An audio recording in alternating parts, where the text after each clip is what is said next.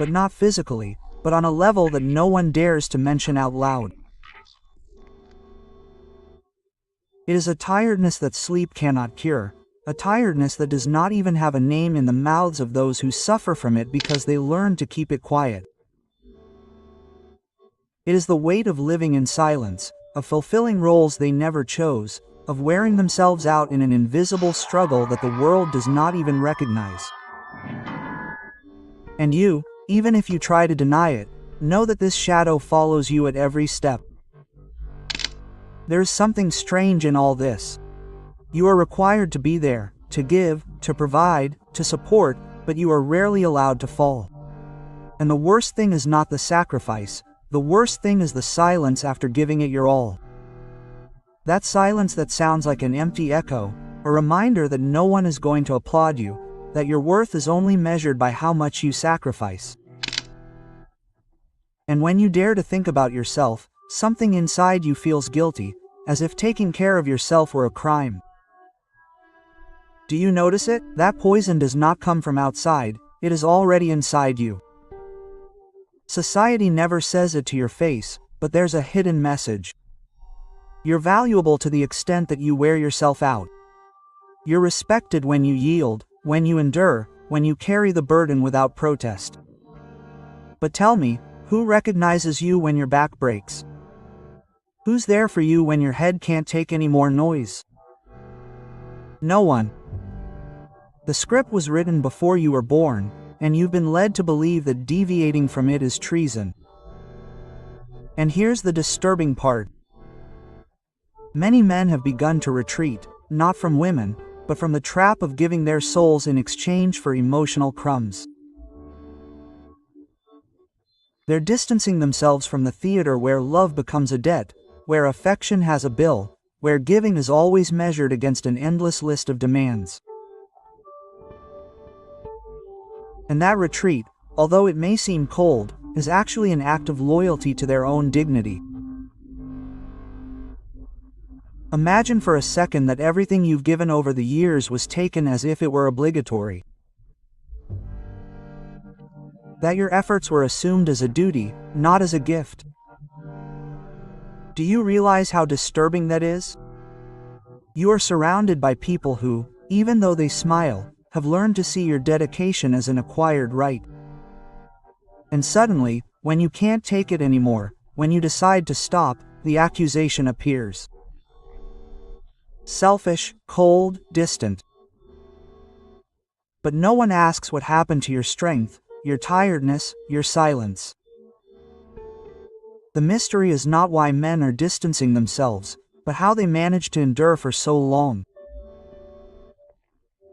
Because the real rope was broken years ago, but they kept pushing on, bleeding inside without showing a single drop to the outside world. And now, little by little, they are realizing something shocking, that they were not born to be emotional slaves, that they have no reason to beg for affection or to prove every day that they are worthy of love. The real question I want you to ask yourself is this: how much longer can you pretend that nothing is happening? How much longer are you going to carry the idea that your value depends on how much you sacrifice?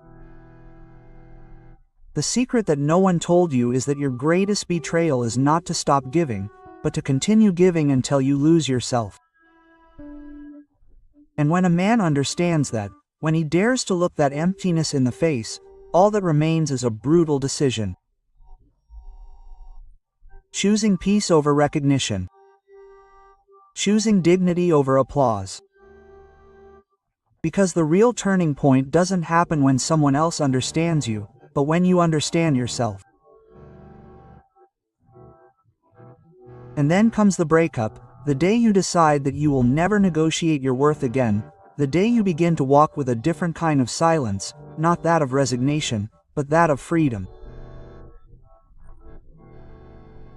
That silence is unsettling, it's frightening, because it's the silence of someone who's no longer playing the game, of someone who's freed himself from the emotional debt that others tried to impose on him. Now tell me, are you ready to hear the whole truth? Because what comes next won't let you sleep soundly. And this is where everything becomes even more disturbing, because there's something that almost no one dares to bring to the table. Emotional manipulation disguised as love. It's that subtle game in which words seem sweet, but underneath they hide a slow poison. That tells you that you are loved, that you are important, but always conditioned on you fulfilling a role, on you not deviating from the invisible script that someone else wrote for you. And when you notice it, when you perceive that the affection you receive depends on your obedience, an alarm goes off inside you that never goes off again.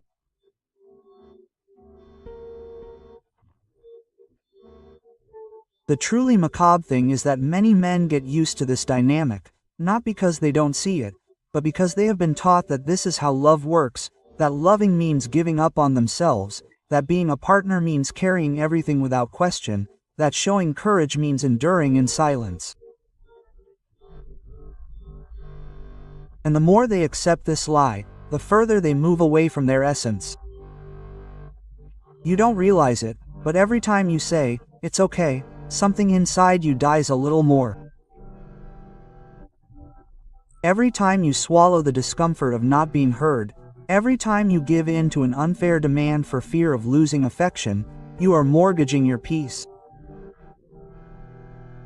But there is something even darker. Control disguised as concern. That constant question that seems to care about you, but is actually marking territory. That do it for me that is sold as tenderness, but that little by little traps you in a circle from which it is increasingly difficult to escape. And the worst thing is that in the end many men end up believing that this is the only possible form of love. They convince themselves that they should be grateful, even though inside they feel that they are fading away a little more each day. And here is the brutal truth. Love should not feel like a debt, but that is how too many men have experienced it, as if each gesture were insufficient, as if they always had to take another step, endure a little more, be silent a little longer. And there comes a point when something breaks, he doesn't shout, he doesn't make noise, he simply fades away in silence. And that is the most dangerous sign. When a man stops arguing, stops explaining, stops trying, it is not calm, it is withdrawal. A silent retreat into himself, far from the prison of expectations that was suffocating him. That distancing is not cowardice. It is survival. It is an act of rebellion against the emotional indoctrination that chained him. Because you know what happens when a man discovers that he can live without that constant validation? Something happens that terrifies those around him. He stops being manipulable. He stops obeying subtle blackmail. He stops carrying guilt that does not belong to him. He stops fearing losing a love that was never really love, but control. And in that moment a strange void opens up, an uncomfortable silence, because those who got used to his surrender begin to realize that they no longer have him under their control, and that is where the intrigue arises. What will this man do now? Where will he walk when he finally chooses himself? That question hangs in the air like a threat, because a man who awakens from that emotional hypnosis is an unpredictable man, and the unpredictable is always scary. Maybe now you will begin to understand it. True change does not happen when someone else recognizes you, but when you stop needing that recognition to move forward. And in that moment something new is born, a different kind of love, a love that doesn't demand, that doesn't control, that doesn't turn affection into currency.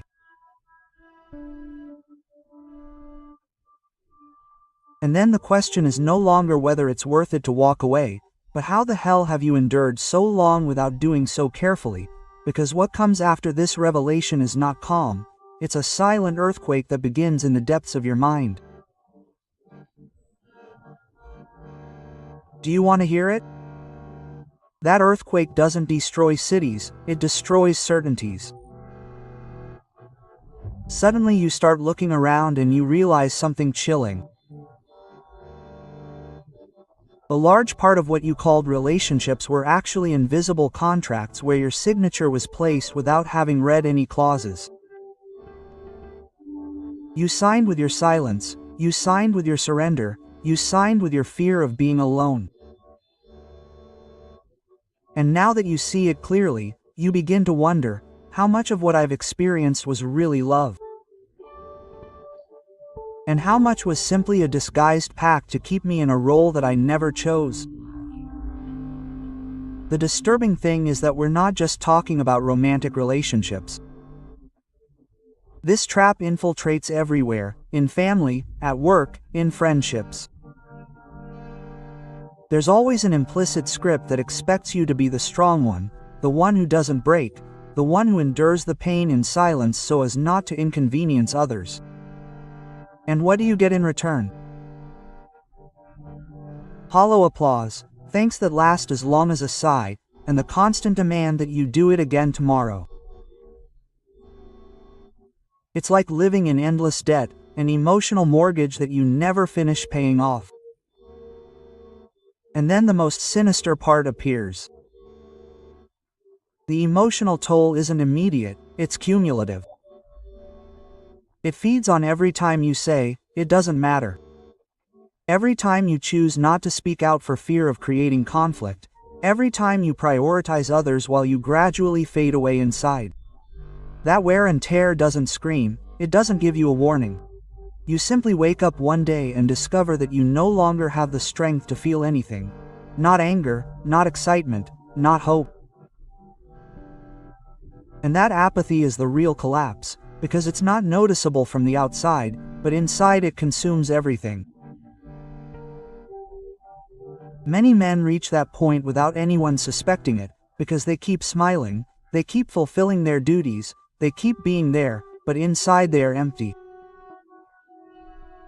And when someone who is empty decides to retire, they don't do it with a slam of the door. They do it with an icy silence that leaves everyone bewildered. They retire without giving any explanations because they no longer need to justify themselves. That's the paradox.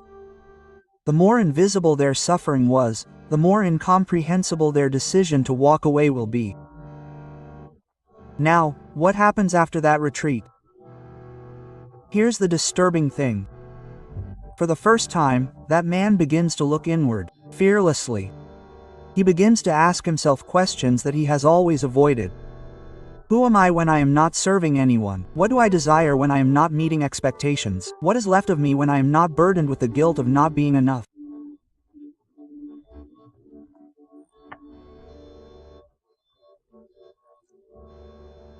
And these questions are dangerous because each answer tears away a piece of the programming with which they were raised. The funny thing is that in this process many discover something that no one told them. True love should not wear you down, it should sustain you, it should not feel like a debt that grows every day, but rather like a space of freedom. But of course, reaching that conclusion involves looking harshly at all the times you confused love with obedience, affection with dependency, care with control. And that examination hurts because it forces you to accept that you lived more to please than to be happy. Here is the twist. When a man understands this, he not only distances himself from toxic dynamics, he also becomes selective about what he lets into his life. He stops giving access to just anyone. He stops giving away his time as if it were infinite. He stops carrying other people's guilt. And this change is scary because now it is him who sets the rules of the game. He is no longer the obedient soldier of expectations, he is now the architect of his own space. And the most disturbing thing of all is this. The man who begins to choose his peace over sacrifice is accused by society of being cold, insensitive, and selfish. But in reality, All he is doing is claiming a right that has always belonged to him, the right to exist for himself. And when someone dares to do that, the inevitable happens. The world around him begins to shake. Are you prepared to see what happens when a man decides to be free? When a man decides to be free, everything that seems stable collapses. He no longer responds to emotional blackmail. He no longer runs after recognition that never comes. He no longer kneels before the altar of expectations. And the most disturbing thing is that in doing so he begins to radiate a strange strength, a calm that depends on no one.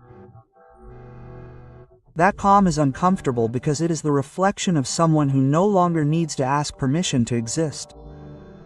It is as if he had suddenly torn off his chains and was now walking, with a lightness that is impossible to understand for those who still live trapped. And it is at that point that a truth emerges that almost no one can bear to hear. The man who chooses his peace inevitably exposes the misery of those who fed on his sacrifice. Because his absence is not just physical, it is a mirror that reflects everything that others do not want to see, who depended on his silence, his endurance, his blind surrender. And now without him they are left naked before their own shortcomings. That hurts more than any cry, because they cannot manipulate someone who is no longer willing to play. But here is what is truly transcendental. When a man withdraws from what consumes him, he is not escaping, he is saving himself. He is choosing life over inertia. He is choosing dignity over wear and tear, and that decision opens a new path. Relationships that are not cages, bonds that are not debts, loves that are not chains. That is the silent revolution that many have not come to. Now I want you to stop for a second and think about it. What would happen if more men started to choose like this? What would happen if we stopped measuring value in sacrifice and started measuring it in authenticity?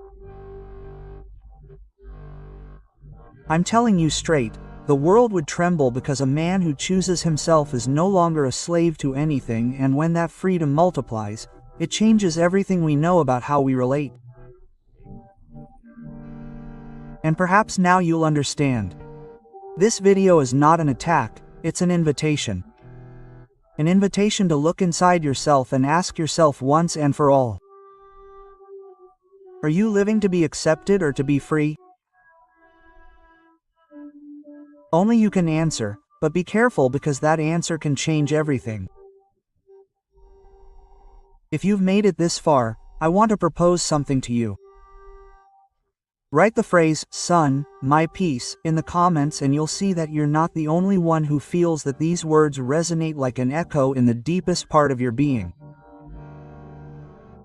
Subscribe if you want to continue listening to truths that you're not told anywhere else. And ring the bell, because what's coming will be even more brutal. And now I say goodbye, but not in the way you imagine. I'm not going to say goodbye, because what you just heard doesn't end here. It will stay in your head tonight. It will pop into your thoughts when you least expect it and come back to you in the form of questions you can't avoid. It's not an ending, it's the beginning of something that's already started inside you. And believe me, that voice you hear in your mind now is not me, it's you waking up. No,